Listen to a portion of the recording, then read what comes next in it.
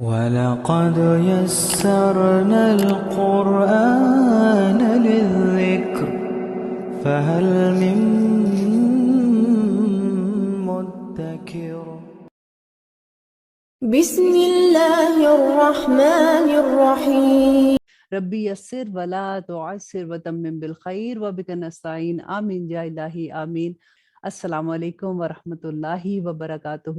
الحمدللہ آج ہم 13 پارے کا آغاز کریں گے، اور اب ہم یہ دیکھیں گے کہ اللہ سبحانہ تعالیٰ نے اس میں ہمارے لیے کیا احکامات رکھے ہیں، کیونکہ بہت پیاری سورہ ہے، اور سورہ یوسف ہم پڑھ رہے ہیں، اس کا کچھ حصہ ہم نے 12ویں پارے میں پڑھا تھا، اور آج ہم دیکھتے ہیں کہ اللہ سبحانہ تعالیٰ ہمیں اس میں کیا احکامات دیں گے۔ اعوذ باللہ من الشیطان الرجیم، بسم اللہ الرحمن الرحیم۔ شروع اللہ کے نام سے جو بڑا مہربان اور نہایت رحم کرنے والا ہے۔ وما ابری نفسی ان النفس لامارۃ بالسوء الا ما رحم ربی ان ربی غفور الرحیم۔ اور نہیں میں بری کرتا خود کو اپنے نفس سے، یقیناً نفس ضرور اکساتا ہے برائی پر، مگر یہ کہ جس پر رحم فرمائے میرا رب، بے شک میرا رب بخشنے والا اور مہربان ہے۔ اس کے بارے میں 2 مفسرین کے قول ہیں۔ کچھ نے یہ کہا کہ یہ زلیخا کا قول تھا، کیونکہ اس نے بعد میں توبہ کر لی تھی، تو اس کا یہ قول تھا کہ نفس جو ہے وہ برائی پر ابھارتا ہے، اگر اللہ سبحانہ تعالیٰ معاف کر دیں گے تو بے شک میرا رب بڑا معاف کرنے والا ہے۔ لیکن کچھ مفسرین نے کہا کہ نہیں، یہ جو قول ہے یہ یوسف علیہ السلام کا تھا، کہ جب ان کو بادشاہ نے کہا، ان کو جیل سے رہائی کے لیے بلایا تھا، تو انہوں نے انکار کر دیا۔ انہوں نے کہا کہ جب تک میری بے گناہی ثابت نہیں ہوگی تو تب تک میں جیل سے نہیں آؤں گا۔ ان کا مقصد یہ تھا کہ عزیز مصر کو یہ پتہ چل جائے کہ انہوں نے کوئی غلط کام نہیں کیا، اور ان کا مقصد یہ نہیں تھا کہ عورتوں کو جو انہوں نے غلط طرح سے ان پہ الزام لگایا ان کو سب کے سامنے رسوا کیا جائے۔ آیت نمبر 54 میں اللہ سبحانہ تعالیٰ فرماتے ہیں، اور کہا بادشاہ نے کہ لاؤ میرے پاس اسے، میں بناؤں گا اسے صاحب خاص اپنے لیے۔ پھر جب بات کی اس سے تو کہا یقیناً تو آج سے ہمارے نزدیک صاحب امین ہے۔ اس نے کہا مقرر کر دے مجھے ملک کے خزانوں پر، بے شک میں حفاظت کر سکتا ہوں اور علم بھی رکھتا ہوں۔ اب یہاں پہ کیونکہ حضرت یوسف علیہ السلام کو پتہ تھا کہ ان کو اس بات کا اندازہ تھا کہ اس ملک پہ قحط آنے والا ہے، تو انہوں نے اس وجہ سے یہ سجیشن پیش کی کہ مجھے خزانوں پر تم لگا دو تاکہ میں اس کی بہترین تدبیر کر سکوں۔ تو حضرت یوسف علیہ السلام نے اپنی خدمات پیش کی، اور اسی طرح اقتدار دیا ہم نے یوسف کو ملک میں، وہ رہتا اس میں جہاں چاہتا، نوازتے ہیں ہم اپنی رحمت سے جسے چاہتے ہیں، اور نہیں ضائع کرتے ہم اجر نیکوکاروں کا، اور یقیناً اجر آخرت کا بہت بہتر ہے ان لوگوں کے لیے جو ایمان لائے اور ڈرتے رہے۔ اور آئے یوسف کے بھائی تو داخل ہوئے اس کے پاس، تو پہچان لیا اس نے ان کو، اور وہ اس کو نہ پہچان سکے۔ اب یہاں پہ یہ والی آیا جو ہے، یہ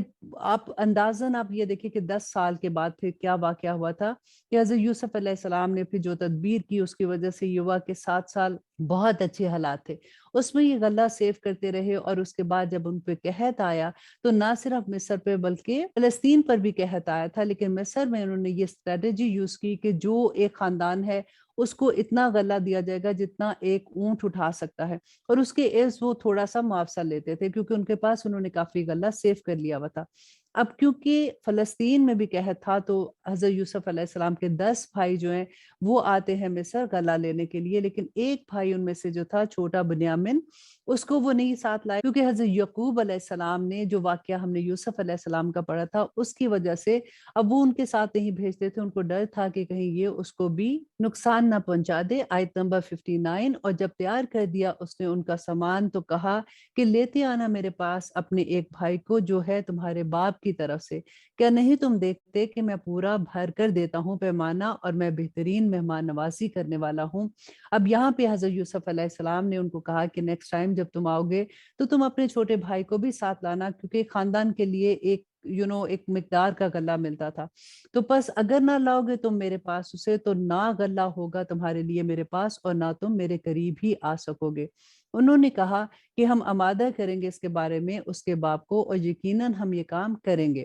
اور کہا اس نے اپنے خادموں سے کہ رکھ دو ان کی نقدی ان کے سامان میں، شاید کہ یہ اسے پہچان لے جب یہ لوٹ کر جائیں اپنے اہل و عیال میں، شاید کہ یہ پھر لوٹ آئے۔ اب یہاں پہ یوسف علیہ السلام نے اپنے خادموں سے کہا کہ جو یہ مال لے کے آئے ہیں جس کے عوض ان کو غلہ دیا گیا ہے، وہ انہی کے مال کے اندر دوبارہ سے رکھ دو، جب یہ واپس آئیں گے تو یہ کھول کے دیکھیں گے تو پھر ان کو یہ لگے گا کہ یہ تو اتنا اچھا ہے، تو پھر وہ واپس آئیں گے اس کے پاس اور وہ اپنے چھوٹے بھائی کو بھی ساتھ لے کے آئیں گے۔ بس جب وہ واپس گئے اپنے باپ کے پاس تو کہنے لگے اے ہمارے باپ، بندش کر دی گئی ہے ہمارے لیے غلے کی، تو بھیج ہمارے ساتھ ہمارے بھائی کو تاکہ ہم غلہ لائیں اور یقیناً ہم اس کے نگہبان ہوں گے۔ اب یہاں پہ وہ اپنے باپ کو یہ یقین دلا رہے ہیں کہ جو یوسف کے ساتھ ہوا تھا وہ ہم سے جو بھی ہو گیا، لیکن اس دفعہ ہم ایسا نہیں کریں گے، ہم اس کی پوری نگرانی کریں گے۔ اس نے کہا، یعنی یعقوب علیہ السلام نے کہا کہ کیا میں اعتبار کروں تمہارا اس کے بارے میں مگر جیسا میں نے اعتبار کیا تمہارا اس کے بھائی کے بارے میں اس سے قبل، سو اللہ بہتر حافظ ہے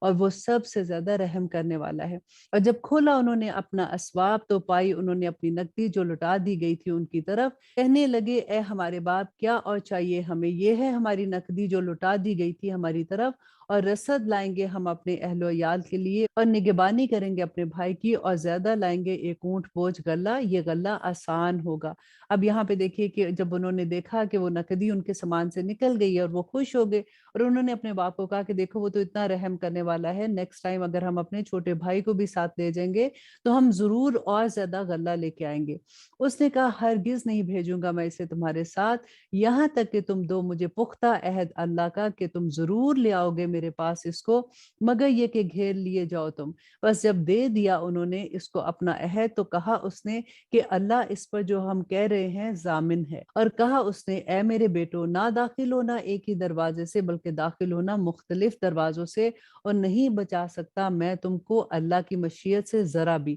نہیں حکم کسی کو سوائے اللہ کے، اسی پر توکل کیا میں نے اور اسی پر توکل رکھنا چاہیے اہل توکل کو۔ اب یہاں پہ دیکھیے کتنا خوبصورت نقطہ ہے کہ انہوں نے اپنے بیٹوں سے کہا کہ جب تم شہر میں داخل ہو تو تم ایک دروازے سے داخل نہ ہونا بلکہ مختلف دروازوں سے داخل ہونا۔ وجہ کیا تھی کہ ماشاءاللہ وہ خوبصورت بھی تھے، لمبے چوڑے تھے، تو ان کو یہ تھا کہ جب 11 بیٹے اکٹھے داخل ہوں گے تو نظر لگ سکتی ہے، تو انہوں نے پہلے سے یہ کہا کہ اللہ جو چاہتا ہے وہی ہوتا ہے، لیکن انہوں نے اپنی طرف سے یہ کہا کہ اکٹھے ایک دروازے سے نہ داخل ہونا۔